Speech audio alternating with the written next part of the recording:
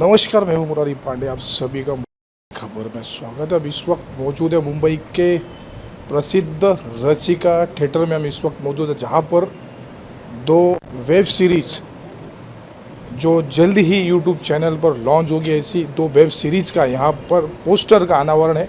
साथ पर देख पा रहे होंगे राजे पुनः जन्मस यावे, इस तरह का एक वेब सीरीज़ है जो यूट्यूब पर जल्द ही उसी कड़ी में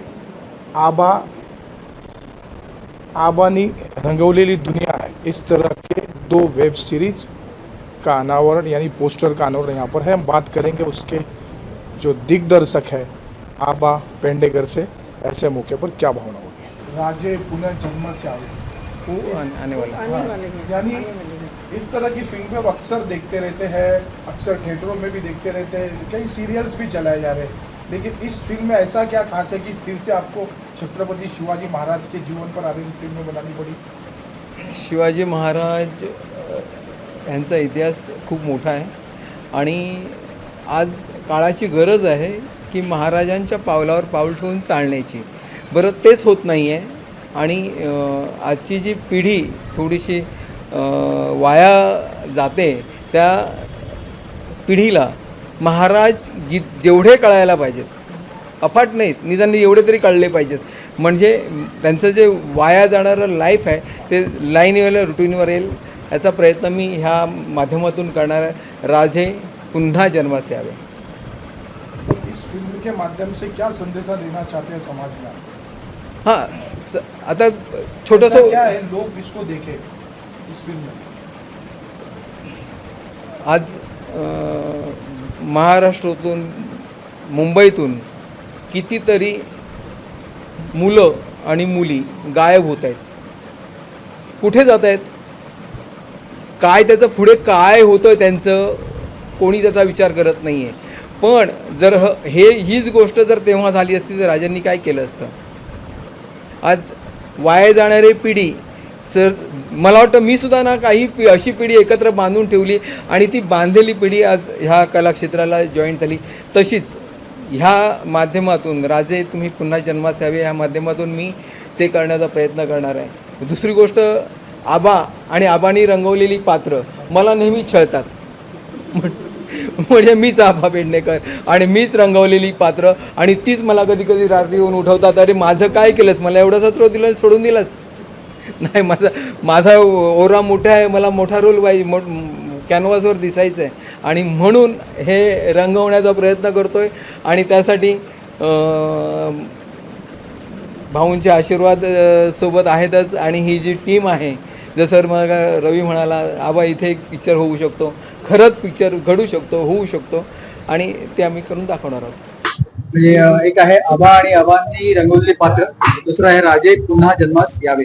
तर या पोस्टर बद्दल तुम्हाला काय बोलायचं? या पोस्टर बद्दल असं म्हणेन की आता इथून प्रेक्षकांची उत्सुकता ताणली जाणार आहे, कारण खूप लवकरच रसिका सिनेव्हिजनच्या युट्यूब चॅनलवर आबा आणि आबांनी रंगवलेली पात्र ही एक व्हर्टिकल सिरीज लॉन्च होणार आहे, ज्यात रसिका थिएटर्सचे संस्थापक श्री आबा पेडणेकर सर यांनी स्वतः आता आजवर जी पात्र रंगवली आणि त्यांच्या नाटकातून आणि इतर माध्यमांतून कलाकारांकडून त्यांनी जी पात्र रंगवून घेतली, जे काम करून घेतलं, त्याबद्दल तुम्हाला थोडक्यात आम्ही ओळख करून देणार आहोत. काही मजेशीर गोष्टी, काही धमाल किस्से तुम्हाला आम्ही ऐकवणार आहोत या व्हर्टिकल्सच्या माध्यमातून. आणि दुसरं म्हणजे राजे पुन्हा जन्मास यावे हा एक ड्रीम प्रोजेक्ट आबांचा असं म्हणायला हरकत नाही, आणि त्यात आम्ही सगळे कलाकार सहभागी असणार आहोत.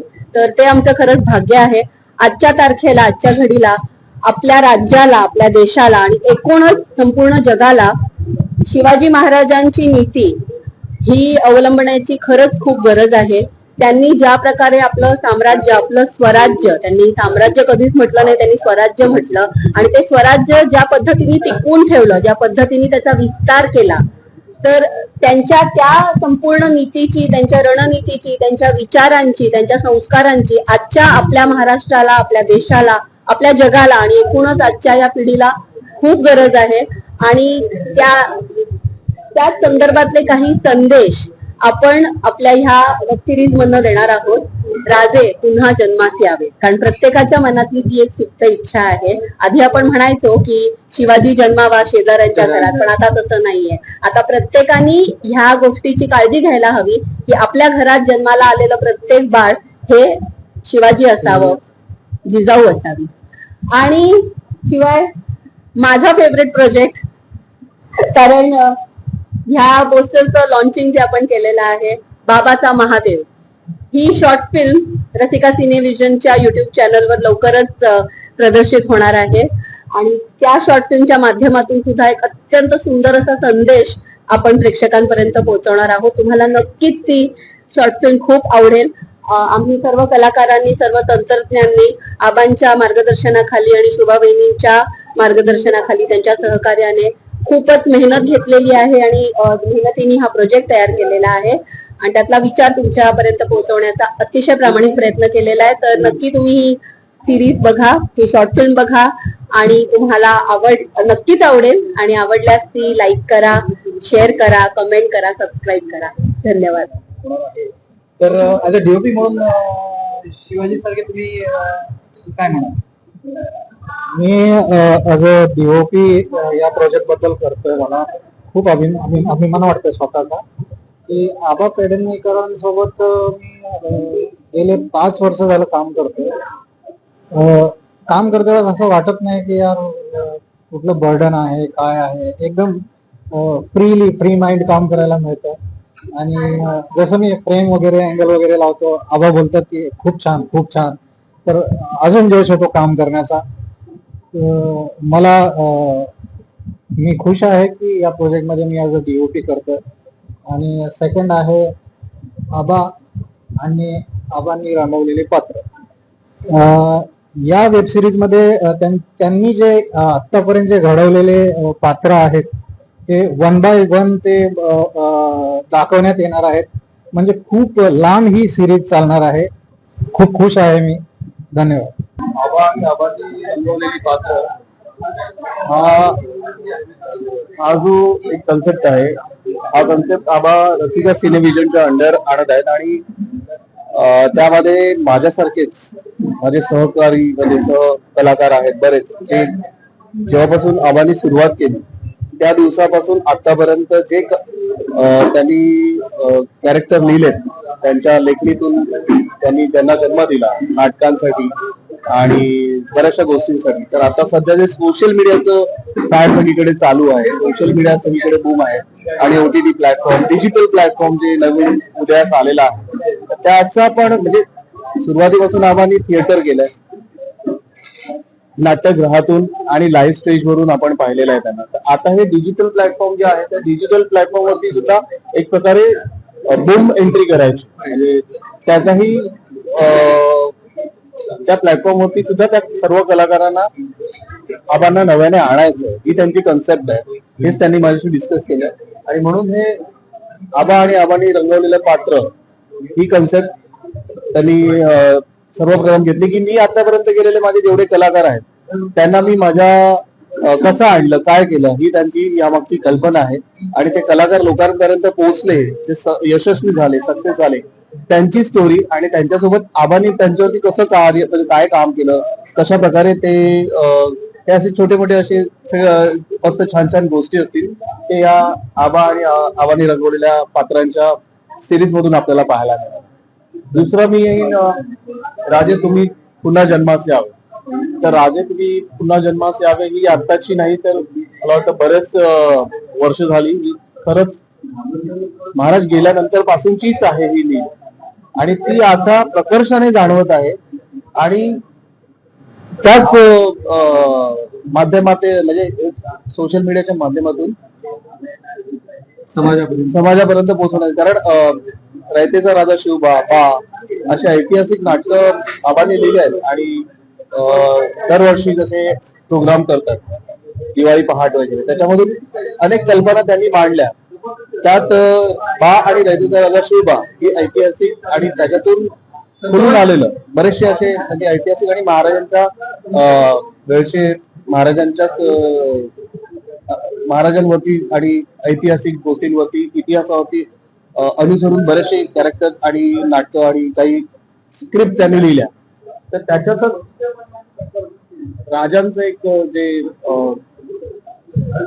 एक जी पॉवर आहे ती पॉवर या डिजिटल सोशल मीडियाच्या माध्यमातून आबांनी विचार केला की मी लोकांसमोर आणीन आणि त्यामध्ये जे सोशल कॉजेस आहेत छोटे छोटे ज्यांची प्रत्येक इंडिव्हिज्युअलने म्हणजे आपण ऍज अ भारतीय म्हणा सर्वप्रथम, त्यानंतर मी म्हणेन महाराष्ट्रीयन म्हणा, राज्यासाठी म्हणजे देशासाठी सर्वप्रथम, त्यानंतर राज्यासाठी आणि त्यानंतर स्वतःच्या फॅमिलीसाठी आणि इंडिव्हिज्युअली स्वतःसाठी.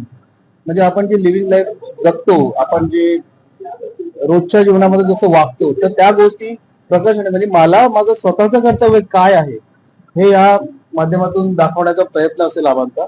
आणि त्यात महाराजांचा सगळीकडे वावर तुम्हाला म्हणजे महाराजांचे विचार, महाराजांच्या गोष्टी एक चाबूक असेल किंवा ती तलवार असेल किंवा ते विचार असतील जेणे लोकांना एज्युकेट करणं आणि पुन्हा रिमाइंड करणं या गोष्टींबद्दल की आपण काय आहोत, आपला इतिहास काय आहे, आपली संस्कृती काय आहे आणि आपण कशा प्रकारे जगायचं हा थॉट त्या मागे. नमस्कार, मी लव क्षीरसागर मुक्ताई फाउंडेशन सांस्कृतिक आणि कल्चरल विभागासाठी मी बरेच इव्हेंट्स करतो. आबा माझे बऱ्यापैकी चांगले मित्र आहेत. बऱ्याच वर्षापासून आमची मैत्री आहे. खूप हार्डवर्कर, प्रामाणिक आणि माणूस पण जपणारी व्यक्ती आहे. तर त्यांचं आबा आणि आबांनी रंगवलेली पात्र ही वेब सिरीज आणि राजे पुन्हा जन्मास आले अशा दोन्ही वेब सिरीजचा आज अनावरण होता. त्या अनावरण सोहळ्यात त्यांनी मला बोलावलं, त्याबद्दल त्यांचे मनपूर्वक आभार आणि धन्यवाद सुद्धा.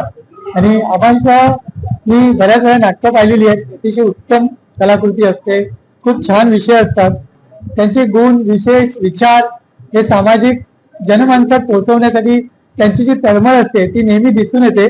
याही वेळी राजे पुन्हा जन्मास आले या वेब सिरीज मधून तुम्हाला पाहता येईल. ती नक्की तुम्ही आवर्जून पहा. आणि आबांनी रंगवलेली पात्र, त्यांचा संपूर्ण जीवन प्रवास, त्यांचे कलाकार मित्र, ते आतापर्यंत त्यांना भेटलेले एक एक व्यक्ती, त्यांचे विचार, अनुभव वेगवेगळ्या प्रसंगांतून त्यांनी या वेब सिरीज मध्ये दाखवण्याचा प्रयत्न केलाय. तो मला पाहण्याची खूप उत्सुकता आहे.